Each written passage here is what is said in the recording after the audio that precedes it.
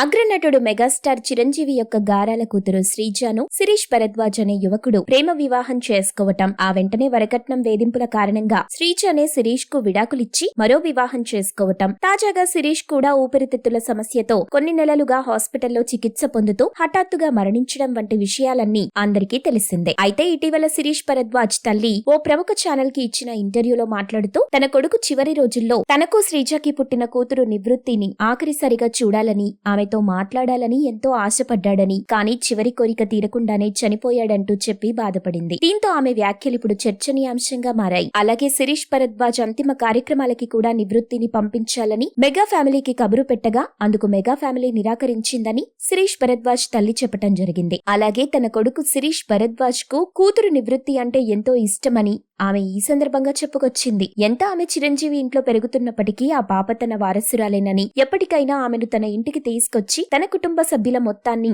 ఆమెకు పరిచయం చేస్తానని శిరీష్ భరద్వాజ్ తల్లి చెప్పుకొచ్చింది. మీరు ఇలాంటి ఇంట్రెస్టింగ్ న్యూస్ అప్డేట్స్ మరిన్ని తెలుసుకోవడానికి ఇప్పుడే మా ఛానల్ ని లైక్ చేయండి, ఫాలో చేయండి, సబ్స్క్రైబ్ చేయండి.